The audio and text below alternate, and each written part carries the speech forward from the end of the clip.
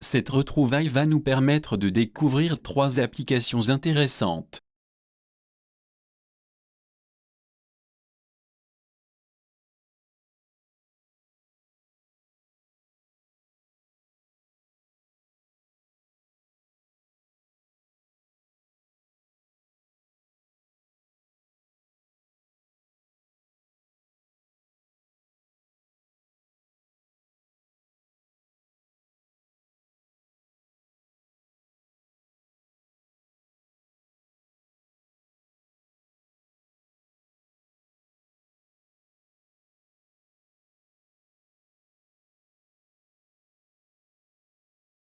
Vous pouvez utiliser le ESP826601 pour contrôler à distance des dispositifs tels que des lumières, des ventilateurs, des portes et des serrures.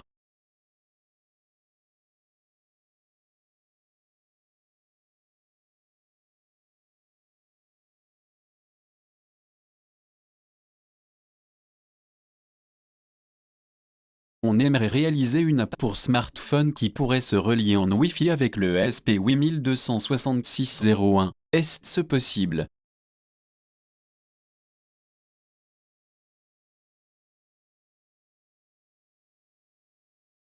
Il faudra apprendre de la programmation, mais la plus grande partie de l'interface peut être manipulée de façon graphique. Il faudra du temps, des connaissances, et de la patience. En plus chez Apple, vous devez créer un compte de développeur Apple, avant de pouvoir distribuer votre application sur l'App Store, ou la donner à une autre personne, pour la tester. Après recherche, on découvre une application qui est un logiciel de développement d'applications pour Android. Sur l'App Store, il y a aussi une application pour iPhone et iPad. Pour une utilisation sur Mac, il faut aller sur un site web.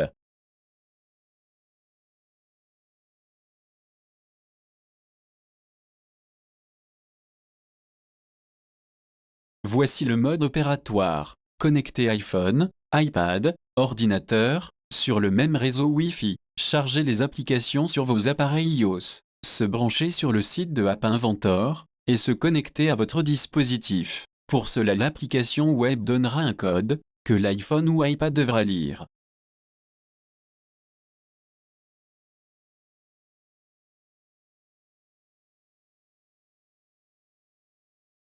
Reprenons la suite d'opérations. Installer les applications. Ensuite surfer sur l'application web du MIT. Pour comprendre la création d'une application, on utilise un exemple fourni. On exécute ensuite l'application sur iOS, elle vous demandera un code, qui se trouvera sur l'écran de l'application Mac ou PC. Il suffit de scanner l'écran.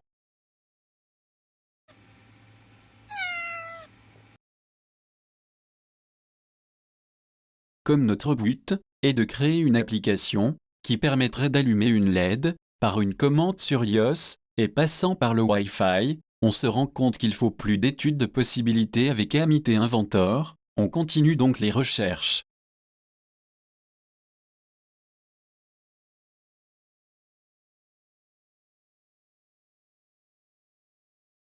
La recherche sur YouTube nous amène à découvrir le projet de domotique des frères Poulain. Ils ont comme but d'allumer une ampoule en une fraction de seconde, en Wi-Fi.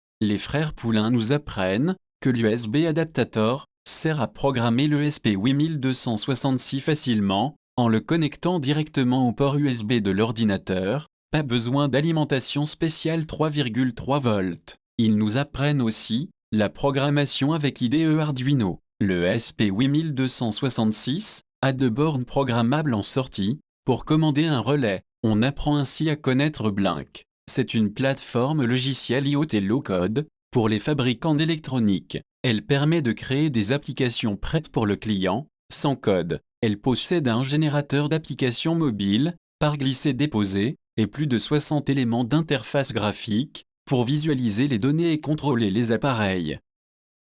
En vous inscrivant sur Blink et en chargeant les apps pour iPhone et iPad, vous recevrez un mail vous donnant plein de renseignements pour tester.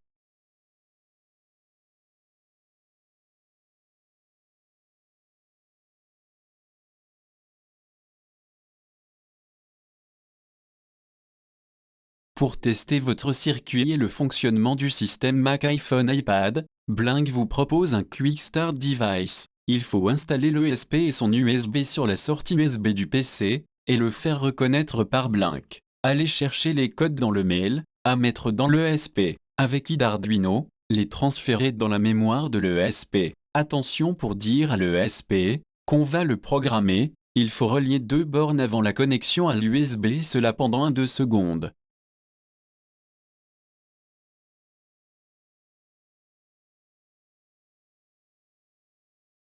Si tout fonctionne, on aura ceci sur PC et iOS. Pour obtenir ce que l'on voit sur la vidéo, il faut agir sur le bouton de contrôle. Observez la valeur du switch qui change, ainsi que le temps qui s'écoule, uptime.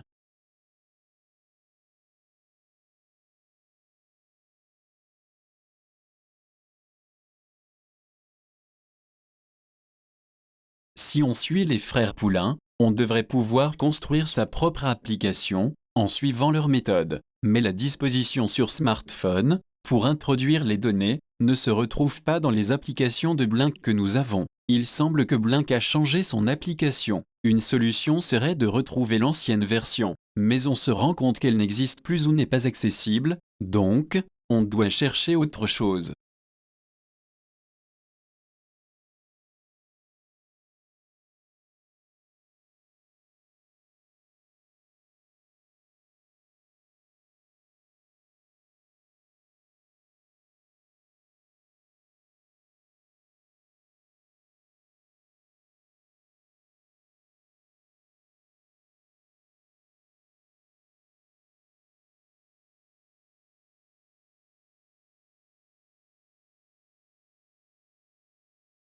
Troisième découverte, Arduino Cloud permet de connecter des appareils intelligents en quelques minutes. Comporte une large gamme d'appareils compatibles à connecter. Arduino s'occupe de créer le code nécessaire. On peut créer de beaux tableaux de bord. On peut mélanger et associer des widgets personnalisables pour visualiser des données en temps réel ou historique, ou contrôler des appareils. On peut contrôler les projets de n'importe où dans le monde, etc.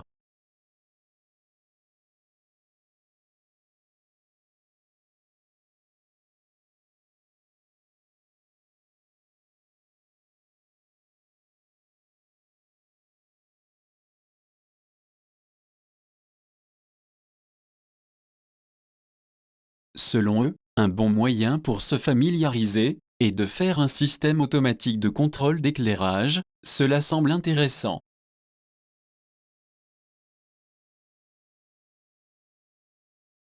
Comment commencer avec Arduino IoT Cloud? C'est une plateforme qui rend facile la création de projets IoT. C'est quoi l'IoT? L'IoT, ou Internet des objets, désigne le processus de connexion d'objets physiques à Internet, des objets du quotidien, tels que les ampoules, aux dispositifs médicaux, appareils portables, appareils intelligents, etc.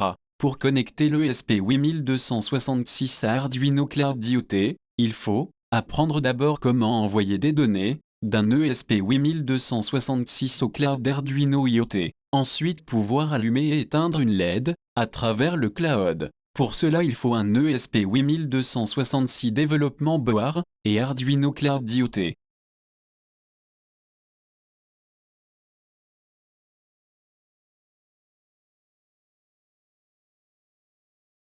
Le mode d'emploi détaillé se trouve à cette adresse internet. Mieux que personne il peut nous aider avec ses explications.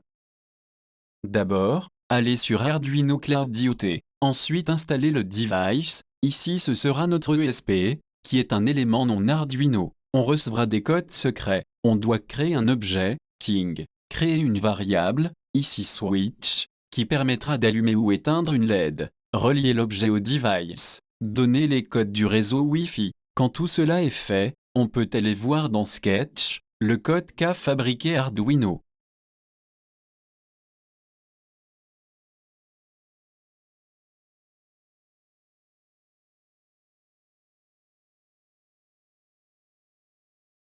créer un dashboard, qui s'affichera sur iOS, et sera la méthode pour actionner notre LED.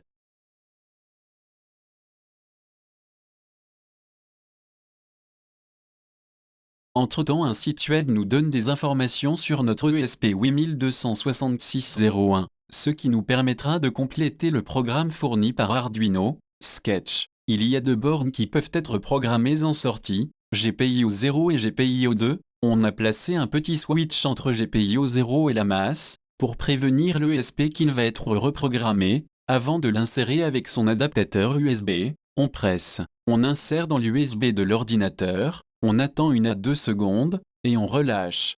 En résumé, on s'inscrit dans Arduino Cloud, on va dans IoT Cloud, on crée un ting, ici générique ESP 8266, on introduit une variable, ici LED, puisqu'on veut allumer une LED en pressant une touche sur l'écran iOS. On introduit les données du réseau Wi-Fi, on introduit la secret key, fournie par Arduino, on crée un dashboard, switch. On connecte deux fils entre GPIO 0 et la masse. On peut alors aller dans Sketch, pour voir ce que Arduino nous donne déjà comme code, et y ajouter, compléter, ou modifier, ce qui est personnel, en fonction de ses buts, et de ses circuits. Nous cherchons à voir si cela fonctionne, avant de pratiquer des soudures etc.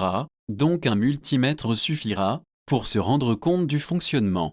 Test en temps réel, ESP connecté au PC. L'action sur l'écran de la tablette ou du smartphone fait bien changer la valeur de la tension de 0 à 3,2 volts. Ok, cela fonctionne.